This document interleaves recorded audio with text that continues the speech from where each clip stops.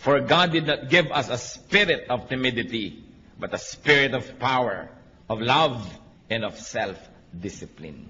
Yan ang ibinibigay sa atin ng Diyos, spirit of power. Kaya masasabi natin, hindi bagay sa'yo. Kahit mga kapatid, tayo manalamin, nanghihina tayo halimbawa, manalamin kasi mo, anak ka ng Diyos, hindi bagay sa'yo. Sapagkat ang mga anak ng Diyos, kailangan kamukha ng Diyos. Kasi kamukha nga tayo dapat ng Diyos, kawangis, lalong-lalo sa ating kalooban.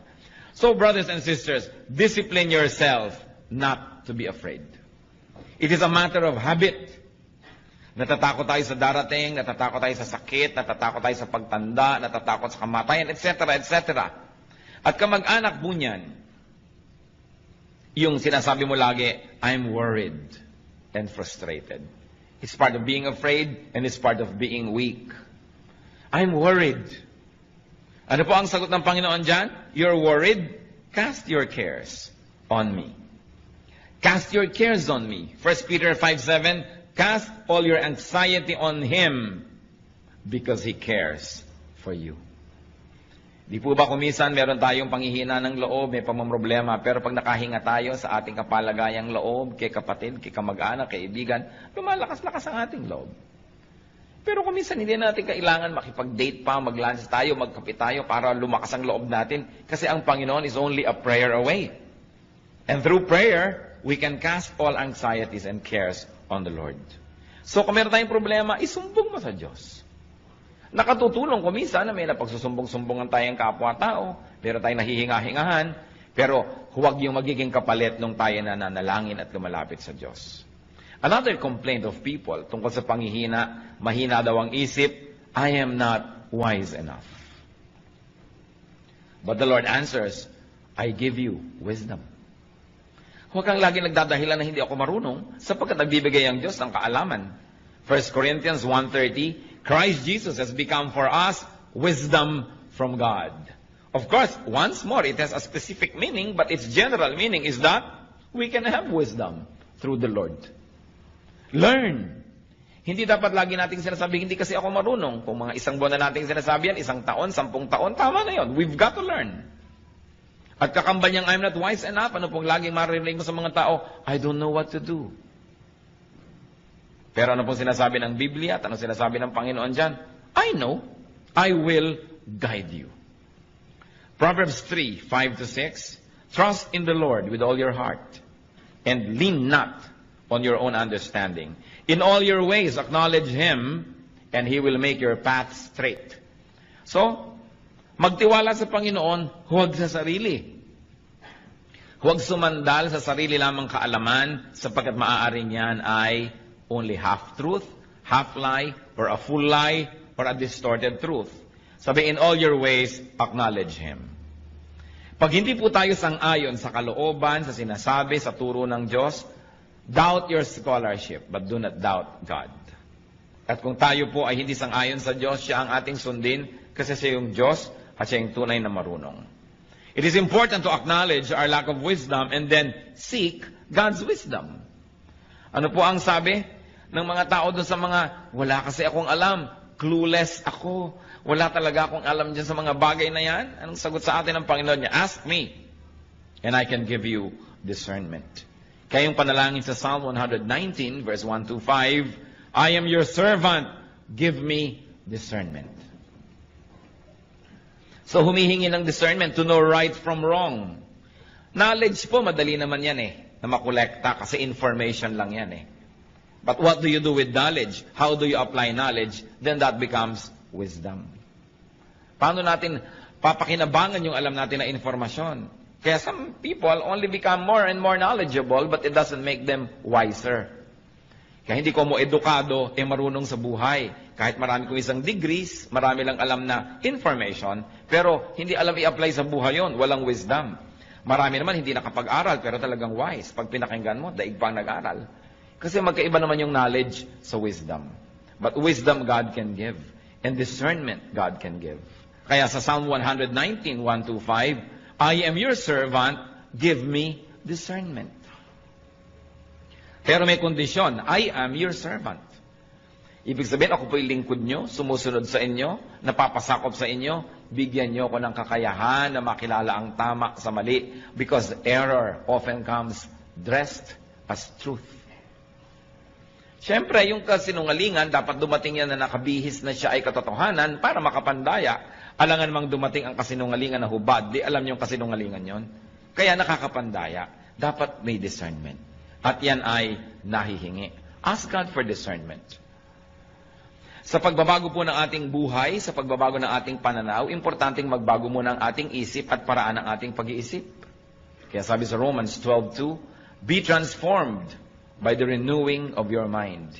Then you will be able to test and approve what God's will is. His good, pleasing, and perfect will.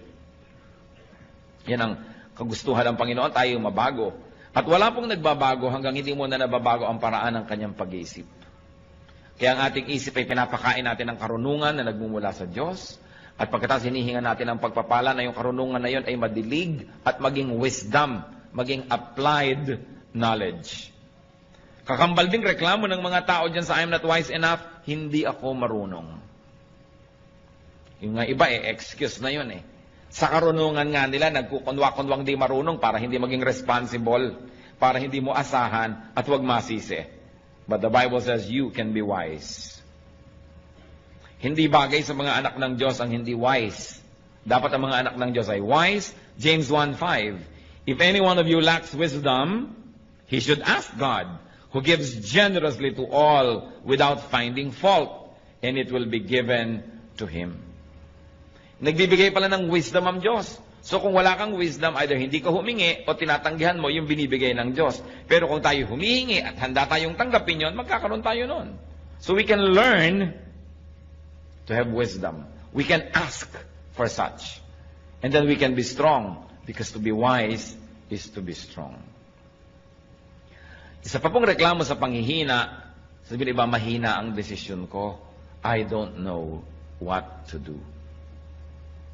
But the Bible says, the Spirit of the Word of God says, I can guide you.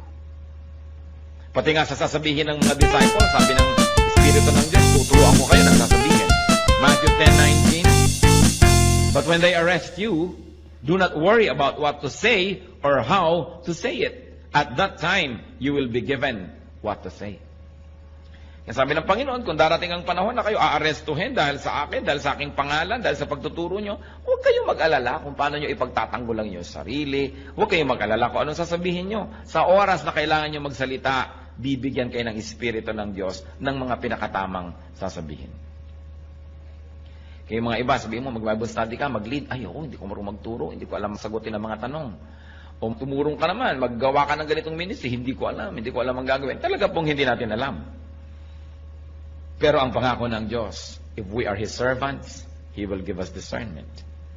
Sasabihin natin, Lord, narito na po yung bibig ko, inaalay ko na po sa inyo, kayo po ang magsalita. Narito po ang aking kamay, kayo ang maglingkod through me. Narito ang aking paa, kayo maglakad at pumunta sa gusto niyong puntahan through my body. So I will become a living sacrifice, not a dead one. You can live in me, you can live through me, and you can love through me. That's why we become instruments and channels of God's blessings. Huwag tayong matakot. Ang mahalaga, inaalam natin ang pwede nating alamin. Hindi naman pwede natin sabihin na, oh Lord, kayo na po ang bahala, hindi na ako mag-aaral, wala na akong gagawin, bahala kayo. Nag-aaral pa rin tayo, nagsasanay tayo, at kung darating na yung panahon na kailangan gamitin yon, ang Panginoon ang nagbibigay sa atin ng kakayahan para magamit, maalala, at mabigyan ng tamang korte, hugis at kulay, yung mga dati na nating nalaman para magamit at ilapat sa pangangailangan ng sandaling yon. So we plant, the Lord makes it grow. So nag-aaral tayo, pagkatapos ang Lord ang magbibigay ng kakayahan na i-apply yung ating napag-aaralan. Tungkol pa rin sa panghihina, reklamo po ng marami, I'm so weak. Especially sa pananalig, mahina ang pananalig ko. Nagdadasal ako pero hindi naman ako naniniwalang ibibigay yung dasal ko, lalo't medyo extraordinary, medyo himala ang hinihingi ko, lalo't medyo hindi ko kita yung kasagutan, kulang ako sa pananampalataya. I'm so weak when it comes to faith. But the Bible says you can be full of power. You know, the first century Christians were known not for their knowledge, but for their power. Nung Pag ipinagpe-pray nila yung mga may sakit, nagagalingan. Pag may mga ginagawa sila, kahit imposible, nagagawa. And you know, the power to forgive, the power to love, that's the greatest power. Hindi po nasusukat yung power sa kaya nyo magbuhat ng mga tone-toneladang bakal, o kaya kaya nyong lumangoy ng milya-milyang dagat, o kaya kaya nyong tumalon mula sa taas-taas ng mga pinanggagalingan. Well, that is strength. It is not power. Ang tunay na power, yung nagmumula sa kalooban. Yung nakakamuhoy ang isang tao, tas naiibig mo pa rin, that's power. Yung mahirap magpatawad, nakakapagpatawad ka, that is power. Yung sa halip na magagalit ka, naiibig mo yung kapwa, nagkakaroon ka ng puwang, ng pangunawa sa kanya, that is power. And God gives that power. Ang sagot ng Bible sa mga weak, you can be full of power. Pwede kang mapuspos at mapuno ng kapangyarihan. Kaya hindi sapat yung excuse na I am so weak, because the Bible says you can be full of power. Hindi sapat na tayo ay maging puro bigay na lang ng bigay ng excuse. Luke 17:6, he replied, if you have faith as small as a mustard seed, you can say to this mulberry tree, be uprooted and planted in the sea, and it will obey you. Kung meron daw maliit na pananampalataya, kahit kasing liit man lang ng buto ng mustasa, na mas maliit pa yun doon sa ulo ng aspile, sabi ko noon, kahit itong punong ito, utusan mong buhatin ang sarili niya at bunutin at itanim sa tubig, yun ang kanyang gagawin. Siyempre, isa yung talinghaga na sinasabi sa atin, walang imposible sa nananalig. Acts 1:8, but you will receive power when the Holy Spirit comes on you. So, Christianity is all about power. Kaya sinabi natin kanina, hindi bagay sa anak ng Diyos yung mahina. Nanghihina ka man kapatid, dapat sandaling-sandali lang para lang hangin na dumaan, pero hindi dapat ang tagal-tagal. Bakit? Sapagkat naaalala natin kung sino tayo. Tayo yung mga Kristiyano. Naaalala natin kung sino ang tumataguyod sa atin, si Kristo. Naaalala natin kung ano ang nagawa niya at nagagawa at patuloy na gagawin, lumalakas tayo. Kaya hindi bagay sa mga anak ng Diyos ang pinanghihinaan ng loob ng matagal. Pamisa-misan, dinadapuan ka, parang langaw, ayaw mo man, nadadapuan ka, pero siguro naman nabubugaw mo para hindi magtagal. So, ganon din yung mga espiritu ng panghihina. Pag dumapo at nadaya ka at nanghina ka, sabi, teka, sino ba ako? Anak ako ng Diyos. Sino ba yung nagsusustain sa akin? Si Kristo, na pati ang kamatayan ay kanya nagapi. Sino ba ang kakampi ko? The Lord of Lords, the King of Kings. So, bakit ako ganito? Hindi bagay sa akin. Therefore, the Bible says, you can be strong. 2 Corinthians 12:9. But he said to me, my grace is sufficient for you. Church, read aloud. For my power is made perfect in weakness. Therefore, I will boast all the more gladly about my weaknesses, so that Christ's power may rest on me. Ano sabi ni Lord?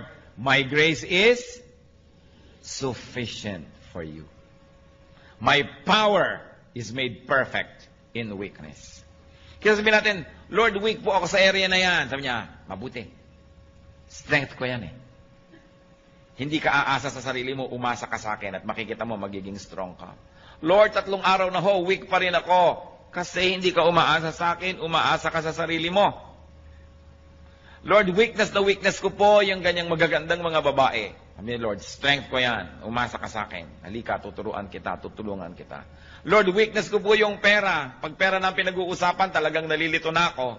Kung nasan ang kaliwa at nasan ang kanan. Sabi ni Lord, strength ko yan. Tuturuan kita.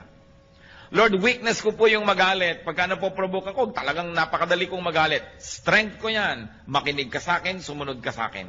Kung yung mga weaknesses po natin, papayagan natin ang Panginoon, doon ay kumilos at punuin yon. Yun ang magiging strength natin. Kaya sinabi, when I am weak, then I am strong. Kung yung weakness ko, isusuko ko sa Diyos. Alam niyo kung bakit nagkakandagi-giba ang buhay natin? Dahil sa weakness. Yung weakness, isinusuko kay Satanas. Weakness ko ang pera, tapos sabi ni Satanas, etong pera, sunod ka na agad. Kaya nasisira. Weakness ko ang kagandahan, so eto ngayon dumaan si maganda. Nasira ka na. Weakness ko yung pride. So, tinempt ka ni Satan to be proud because God will not tempt you to be proud. O bumigay ka na, naging ka ng proud, nasira. Tatandaan po natin, yung weakness can make or break you. Your weakness can make you if you surrender it to Christ and let the strength of Christ apply to that weakness. But your weakness can break you if you surrender it to Satan. Kaya nangyayari po yan kung minsan, o may mga hihinang ngipin, o yung ipinagawa at ipinaayos sa magaling na dentista, yun ang pinakamalakas. Kasi na-ministeran Kung minsan may mahihina ka sa iba't ibang subject sa school. Kung saan ka nagpa-tutor at nagpaturo, yun ang nagiging strength mo. Kasi pinayagan mo na yung strength ng iba, malagay dun sa area of your weakness. That's why if the strength of God is applied to our weaknesses, then we become very strong. Kaya yung po mga mahina, sabihin natin, then I'm strong. I can be strong through Christ. Kaya ang sinasabi dyan, I can do everything through Christ who gives me strength. Weakness makes room for God's power. Hindi ba ganun din yung mag-asawa? O masakit ang pakiramdam ko ngayon, mahina ang katawan ko, ikaw mag-drive. O yung isang nagda-drive. Where I am weak, you are strong. And because I relied on your strength, my weakness became strength. Mahina ako magkwenta, ikaw magkwenta kasi magaling ka sa math. So dahil in-acknowledge mo yung weakness mo, hinayaan mo yung strength ng iba na pumasok sa area na yon, naging strength tuloy. Mahina ako sa pagdisiplina sa mga anak natin, ikaw nga magdisiplina, susuportahan kita, nagiging strength. So ano po ang weakness nyo, kapatid? Ibigay nyo sa Panginoon, magiging strength. Kaya sinabi natin, hindi bagay na mahina ang isang Kristiyano. At tungkol din sa panghihina, pagreklamo ng marami, lanta na ako. No more energy. Hindi ko na kaya. Pagod na ako sa pagtuturo. Pagod na ako sa ministry. Pagod na ako sa pagpapakabanal. Pagod na ako sa pagiging mabuti. Mahina na ang katawan ko. Mahina na ang espiritu ko. But the Bible says you can be refreshed. John 4:14. But whoever drinks the water I give him will never thirst. Indeed, the water I give him will become in him a spring of water welling up to eternal life. Sabi ng Panginoon, nauuhaw ka? Dito ka uminom. Ang ipapainom ko sa iyo, pag ininom mo, di ka na mauuhaw uli. Pero Lord, bakit lagi na lang ako nauuhaw? Hindi ka sa akin umiinom. Kasi ang sinabi, pag uminom ka sa aking bukal, hindi ka na mauuhaw muli Pero bakit lagi na lang uhaw ng uhaw yung marami? Lagi na lang lungkot na lungkot, samantala ang Panginoon ay kasiyahan. Lagi na lang takot na takot, samantala ang Panginoon ay stability and security because we really do not let the power of Christ rule our lives. Kaya ang sabi sa Psalm 1, verses 1 to 3, Blessed is the man who does not walk in the counsel of the wicked, or stand in the way of sinners, or sit in the seat of mockers. He is like a tree planted by streams of water, which yields its fruit in season, and whose leaf does not wither. Whatever he does prospers. So ano man daw ang ginagawa nung tunay na nakasausaw ang kanyang ugat doon sa batis ng Panginoon, kahit anong ginagawa niya ay nagiging mabunga.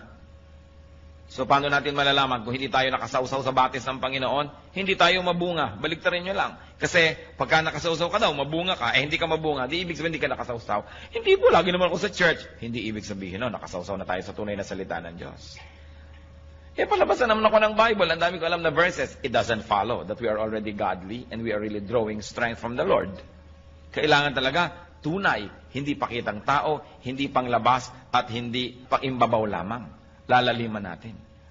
So, ang mga anak ng Diyos, hindi bagay na lalanta. O ba't ganyan ang itsura mo?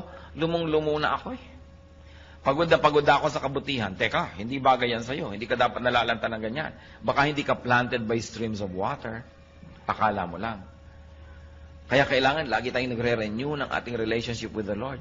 Lagi tayong nagre-renew ng ating kabanalan. Humihingi ng tawad sa ating mga kasalanan. Nag-aaral ang mga salita ng Diyos at patuloy na humihingi ng karunungan kung paano i-apply yon. Yung iba ang panghihina nila, hindi ko kayang gumawa ng mabuti. Yung biyanan ko, kakausapin ko, hindi ko kaya yan. Tutulungan ko yung mga dating umisulto sa akin, hindi ko kaya yan. Ano pong reklamo ng iba? I cannot afford to do good. Yan ang aking weakness. But the Word of God says, I can give you enough supply. enough strength so you can afford to do what is good. 2 Corinthians 9 verse 8. And God is able to make all grace abound to you, so that in all things, at all times, having all that you need, you will abound in every good work. Yan po ang pangako. Aapaw tayo sa mabubuting gawa, sapagkat sa lahat ng panahon, aapaw ang grasya ng Diyos sa ating buhay, sa lahat ng oras, sa lahat ng lugar. You will have everything you need. In that case, you will overflow and you will abound in good works. Yan po ang kalooban ng Diyos para sa atin. Hindi maging mahina tayo sa paggawa ng mabuti. Marami mga tao mahina sa paggawa ng mabuti pero malakas sa paggawa ng masama.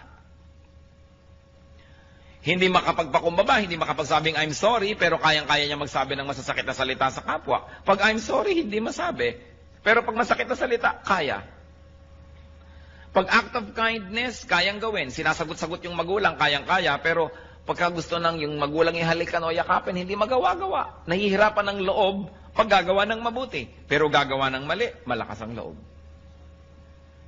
Pagka mandadaya, malalakas ang loob. Pagka aamin ng pandaraya, paghingi ng tawad, hindi kaya. Bakit nga ba ganun ang maraming tao? Ibig sabihin lang, hindi tayo lubos na nakasawsaw sa batis ng Panginoon. Kasi bakit pagka may energy pag nakikipag-away, kayang-kaya.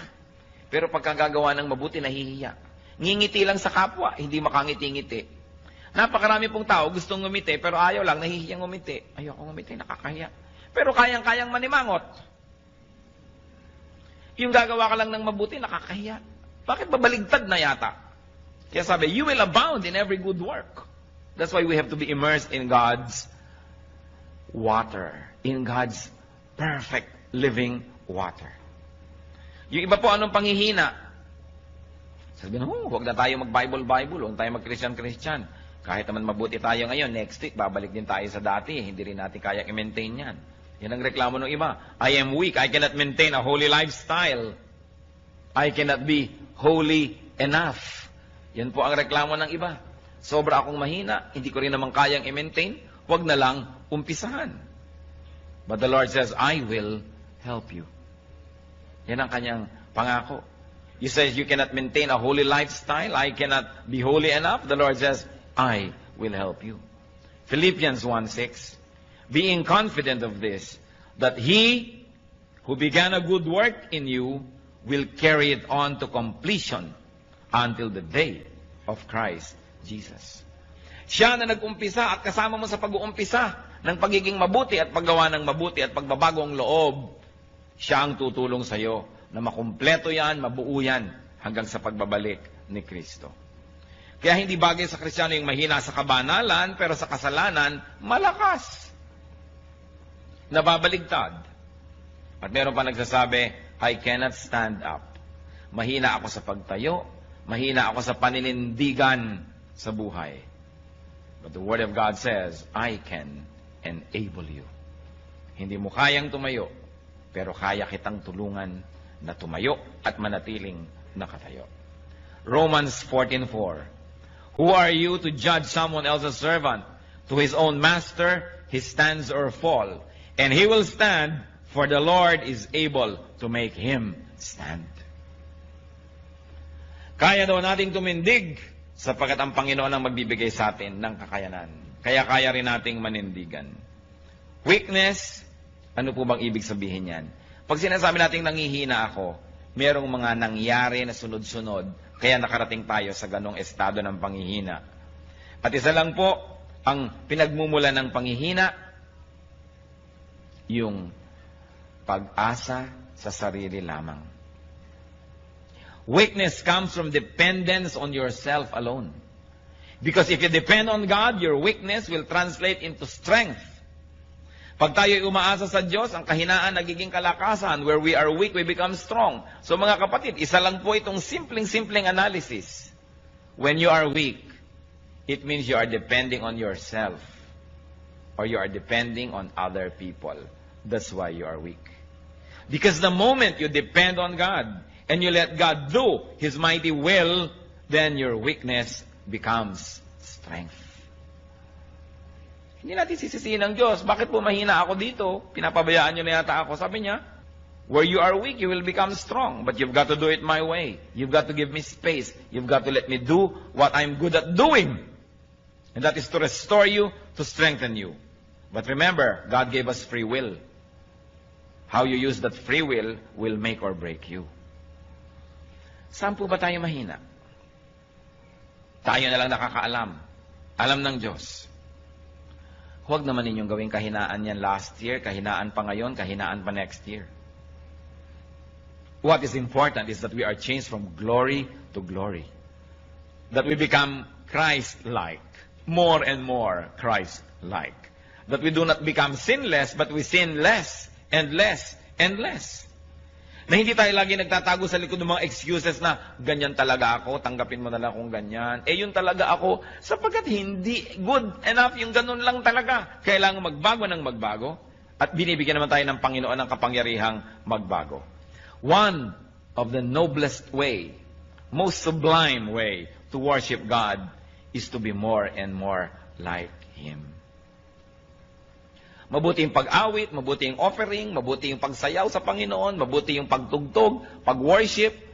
Pero isa po sa mga pinakamalalalim na paraan ng pagsamba, yung tayo'y lalo nang maging kawangis ng ating Diyos. That is one of the best ways to please the Lord. Di ba kung magulang ka, kamukha mo yung anak mo, tuwang-tuwa ka. Di ba? Aba, kamukha ko ang anak ko. So gusto ng Diyos, makita niya na kamukha tayo. Kaya manalamin nga tayo at magtanong, teka, kamukha ka ba ng Diyos? Anong ginagawa ng mga sungay-sungay dyan? Di ba? Alis-alisin niya mga yan. Ang mga kalikaliskis na yan, alis-alisin kasi hindi kaya kamukha ng Diyos. Kaya dapat tayo nagtatanggal ng mga hindi dapat. Lalong-lalo yung mga weaknesses. Alam niyo po yung weaknesses, it's only in the mind. Nakita niyo yung mga pag may biglang sunog? Ano nangyayari kahit buong refrigerator nabubuhat eh. Pero pag tapos na yung sunog, 3 na yung nagbubuhat, di pa maibalik-balik yan. Kasi alam nyo yung inisip mo, kailangan ko itong gawin, nagkakaroon ng pagbabago sa iyong katawan, sa iyong buong pagkataon na nagagawa mo yung dapat gawin. Kung sunog lang yon, nagkakaroon tayo ng lakas. Di lalo na kung alam natin that this is a spiritual warfare, that we must win. Meron tayong lakas, lalo't ipinangako ng Diyos, I will never leave you, I will never forsake you. So niya, cast all your cares upon Him, for He cares for you. And when you are weak, you will become strong. What you must do is to allow the Lord to enter that weak area and do His will. Huwag tayong tumanggi. Huwag tayong makialam sa Diyos. Sumuko na lang tayo. Kaya ano-ano po ba yung mga areas na yan? Kung tayo nang hihina, remember, dahil umaasa tayo sa sarili lamang. Sapagkat kung umaasa tayo sa Diyos, we are planted by living waters. Our leaves do not wither. We bear fruits in season. Sabi niya, I'll give you living water and you will thirst no more. Yet why do many of us thirst in various areas of our lives? We thirst in our emotional life, in our intellectual life. We thirst here and there. We long for what we should not be longing for. Sometimes we become jealous and covetous and mainggitin pa at kung ano-ano. It means that we are not letting the Lord work in our weakness. Isang inaalagaan pa natin yung weakness na yun na, alam mo naman, weakness ko, dapat pinapansin ako. Talaga pag hindi ako napapansin, nagagalit ako. At yung hindi ka mapapansin, nagagalit-galitan ka pa at dinadagdagan mo pa. Dahil sasabihin mo, ako ito, kailangan bilhin mong ako ito. No, we should be changed. Be changed by the renewing of your mind. Ang kagustuhan kasi natin kumisan, paikutin ng buong planeta, mag-adjust sa atin. Yung tuwang-tuwa tayong, huy, talagang pag nakakakita ng pula yan, nagagalit, kaya huwag ka magpapakita ng pula. Talagang pagka nai-ignore yan, nagagalit, kaya papansinin mo lagi. Lalo tayong bine-baby ng mundo, lalo lamang lumalaki yung loob natin sa ating mga kalikuan. Kaya pag alam natin, mali ako dito, Lord, I surrender this weakness to you. Turn it into strength. And I know that the Lord will do it, because God said it. And if God said it, then it must be true. Hindi pwede na nabubuhay tayo sa weakness. Gustong-gusto ni Satan yung naniniwala kang weak ka eh. Kasi yung kaya mong gawin, hindi mo na ginagawa, nakumbinsi ka na hindi mo kaya. Alam niyo si Satan, pipigilin niya una na masave ka. Pipigilin niya na ipanganak ka muli, na magkaroon ka ng panibagong buhay. Pag di niya napigil yon, at di naman niya kayang pigilin, Kung gugustuhin ng may katawan, di niya mapipigil. Pag di niya napigil yon, ang susunod niyang pipigilin, lumago ka sa pananampalataya. Pipigilin niya yan. Kukumbinsihin ka niya, hindi talagang maramdamin ka, dapat unawain ng mga taong maramdamin ka. Hindi talagang itong weakness mo, hayaan mo nang, yan ay i-maintain mo na, kasi konti lang naman ang weakness mo, dapat weakness mo na talaga yan, tanggapin na lang nila yan. Yan ang mga pandaraya ng kaaway para huwag tayo mag-grow. Sapagkat ang tao, pag ikaw ipinanganak na muli, dapat ka namang lumago at mag-mature. Kaya ang goal natin, first is to have a new life, the rebirth, and then to grow into maturity. Pero ang dami hindi nagmamature because they continuously believe in the lies of Satan na okay ka na, pwede na yan. Kailangan hindi. Kailangan patuloy tayong humihingi ng pagbabago. At pag nag-grow ka, nagiging kang strong, anong gagawin ni Satan? Bibigyan ka ng mga kadayaang mahina ka, hindi mo kaya. Masakit ang katawan mo ngayon, meron kang sakit sa bato, meron kang diabetes o mahina ka. Kaya tuloy, idadamay na niya yung pati lakas ng loob mo, espiritu mo, panghihinain ka na sa lahat ng area. Wala kang pera, hindi mo kayang gawin yan. Ang weakness mo, wala kang pera. Bakit? May pera ba yung mga apostles? May pera ba si Kristo? May pera ba sila nun? Ang dami nila nagawa. May wala kang ganito, wala kang ganyan. Puro pandaraya. Ang ibig sabihin lang, mahina ka, mahina ka, mahina ka. Ikaw naman naniwala na, mahina nga ako. Kaya siya ngayon, nakaka-take over. But when you do not give Satan the space, he will never have space. That's why the Bible says, resist the devil and he will flee from you. Just resist. You don't have to fight. Bakit mo lalabanan yung demonyo? Malakas yun. Nilabanan na siya ng Panginoon at natalo na. Kaya hindi na dapat tayong parang lagi nakikipagtunggali. Sabi natin, teka, tapos na ang labanan na. Bakit nakikipaglabanan naman ako? Nadaraya yata ako Narito na lang ako para kunin yung premyo. Narito na lang ako para mag-enjoy ng victory ng Panginoon kasi siya yung lumaban para sa akin. Ano't nakikipaglaban na naman ako? Dinadaya tayo Victory is already ours. Kaya pag nadadaya kang hindi ko to kaya, sabi mo, it's a lie because the Lord already rose from the grave. Binayaran na lahat ng kasalanan. Tinalo na si Satanas. Bakit ako mamumuhay na talunan? Bakit? Alagad ba ako ni Satan? Hindi. Bakit katalunan? Siya yung talunan. Dapat dito ka sa kabilang panig sapagkat ang Panginoon ay nanalo. Kaya tayo, we can have victory.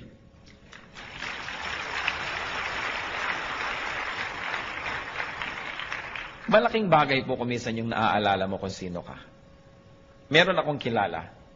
Napakabuti ng pamilyang nilakihan, mabuti naman yung naging foundation ng kanyang buhay. Sa kalagitnaan ng buhay niya, nalulong siya sa mga bisyo, nakasama niya mga maling tao, nadala siya ng nadala sa mga putikan at sa mga kasalanan at sa mga kamalian, naiba siya ng naiba yung pananaw niya sa sarili niya, nawalan siya ng self-respect, nakalimutan niya pati table manners na alam naman niya, nalimutan niya yung pagbibihis ng tama na alam naman niya, kasi hinila siya ng hila pababa ng kanyang environment. Pero minsan nakasakay siya sa jeepney at sa traffic. Napag-isip-isip niya kung sino siya at sinong pinanggalingan niya. Sabi niya, teka, pag tinitingnan ko yung sarili ko, hindi ako ito. This is the distorted version of me. And I was distorted because of the wrong company I kept. I was distorted because of the wrong beliefs I espoused. I was distorted because of the wrong activities that I indulged in. Babalik ako sa aking sarili. Babalik ako kung sino ako talaga. At ginawa po niya yon. At nakabalik siya sa kanyang dating status. May paggalang sa sarili, merong dignity, at iginagalang ng iba. Tayong mga anak ng Diyos, we are created for holy work. We are created for dignity. We are created for respectability and for fruitfulness. If this is not happening in your life, mag-isip-isip dahil hindi ito ang tunay niyong pagkatao. Tayong anak ng Diyos, ang pagkatao natin, yung pagkatao ni Kristo. Yung Espiritu ng Diyos. Kaya kailangan nabubuhay sa buhay natin yan, sa puso natin. Titingnan natin ang mga pinagsasasabi ng ating bibig kung tama sa identity natin, ang ating lifestyle, ang ating ginagawa. We are a royal priesthood, a holy nation, servants of God. Less than that, hindi bagay sa atin. Kaya dapat meron tayong dignity. Hindi hahabol-habol ka ng kahit konting pagtingin, namamalimos ng pag-ibig kahit na isang laang kaluluwa sa impyerno may umibig lang sa'yo. Teka, iniibig ako ng Diyos. Kung kailangang ibigin mo ko na magkakasala pa ako, habul-habulin lang kita, wag na, sa'yo na ang pag-ibig mo. Hindi bagay sa akin yan. Anak ako ng King of Kings and Lord of Lords. Hindi bagay na isinasangla kong kaluluwa ko, magkapera lamang, magkaroon lang ng mga hinahangad ko. Kayang ibigay sa akin yan ng Diyos, God's way, not through Satan's way. Don't live in a lie. You are a child of God. Mahalaga inaalala mo, sino bang magulang ko? Di ba ang Diyos? Hindi naman si Satanas. Ba't ganito nangyayari sa buhay ko? Bakit sinusunod ko si Satan? Mali. Sino tayo? Sabi sa Bible, but you are a holy nation. You are a royal priesthood. You are the children of God, children of light. You are the inheritors of all of God's creation. Seed of Abraham through Christ. Pag naaalala natin kung sino tayo, mamumuhay tayo above all our weaknesses. Mamumuhay tayo ng kagalang-galang na paraan. Kung kinakailangang mabawasan yung material blessing na yan, basta maging kagalang-galang tayo, di bale. Pero hindi tayo magpapakahamak, magpakadusta-dusta, magkaroon lang ng kotse, magkaroon lang ng bahay, magkaroon lang nito. Sapagkat lahat ng bagay na yan, lilipas din. Hindi kailangan na yung espiritu, which is forever, will be sacrificed for something, for some matter, which will decay in a matter of years.